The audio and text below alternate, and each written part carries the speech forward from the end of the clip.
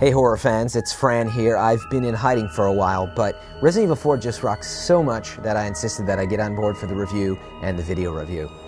Let me start off by saying it's impossible to detail everything that's good about this game. There's just too much to spoil and too many subtleties to list, so I'll try to keep this concise.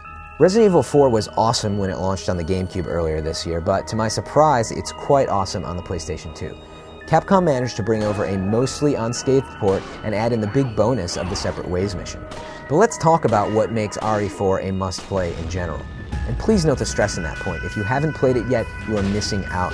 The core gameplay took nearly half a decade to concept and execute, but it has more than paid off. Resident Evil 4 blows away previous games of the franchise with a completely real-time environment and an all-new theme, making it wholly impressive.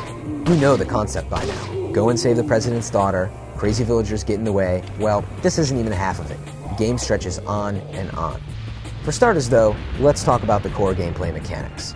The new precision aiming is addictive and responsible for separating Resident Evil 4 from other action games or shooters out there. It makes the gameplay incredibly varied. You can shoot an enemy to his knees, you can knock weapons out of their hands, even out of midair. You can blow their heads off, whatever you want to do. It's awesome, and the only real downside is that enemies don't react to shots when getting up. And this gameplay is the kind of thing that you end up wishing was in other first-person shooters or third-person shooters that you go back and play. So that's an impressive start, and the interactivity of the environment takes it even further. You can lure enemies to a door, push a dresser in front of it to block them, and then shoot through the door to buy yourself more time. Wait too long, and they'll bust through. You can be up on the second floor somewhere, you can knock down a ladder. You have a lot of options, and the list just goes on and on, just like the gameplay. You'll board a motorboat for the lake monster boss fight.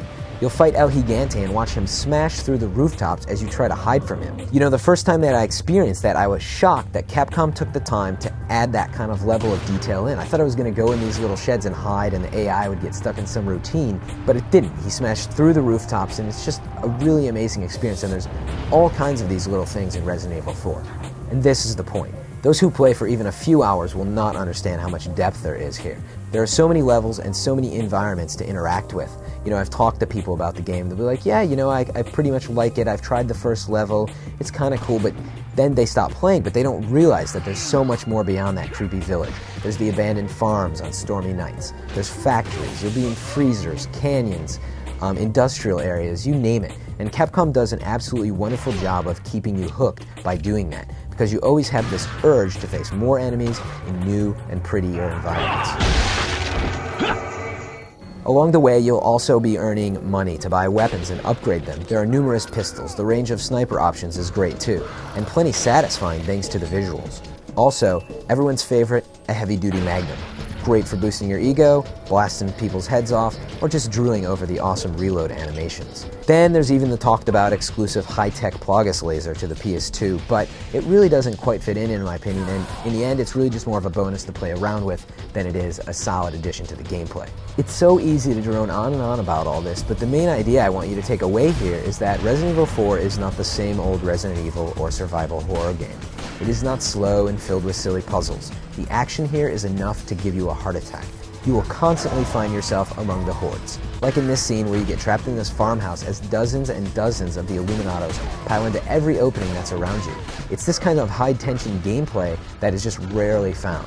Meanwhile, the slow parts are so atmospheric that you always feel sort of on edge and just really well immersed. Just walking around at night in the rain will creep you out. And then you've got these chilling voices and sound effects that echo around you. It's really well done. It's all about the mood, and I absolutely love it.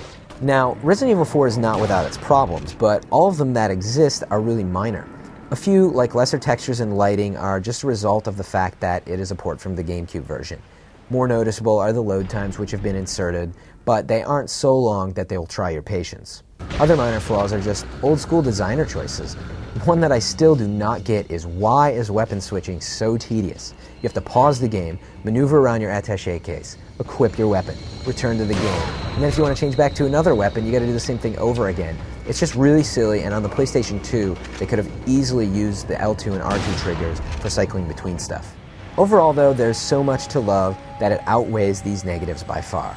Play the game, and if you get the PS2 version, you have to play to the end because you'll have that added benefit of the Separate Ways mission with Ada, and it's pretty impressive in the fact that it explains a big part of the story. It does go through most of the same environments, so it's a rehash to that point, but the presentation is really solid. You'll even see Leon in, the first level running around and hear him interacting with the villagers. And then beyond that, there is this exclusive battleship stage, which is new to the PS2, and it's gaping, it looks amazing, it doesn't load at all, it has tons of enemies, and you even hop on this destructive turret and just wreak havoc. It's really fun. So, wow, I'd love to just keep telling you everything that RE4 has to offer, but I'd spoil it for you. And all I can say is go on the PS2 or go back to the GameCube version and play this game. Whatever you do, you have to check it out. This is truly a next-generation game now.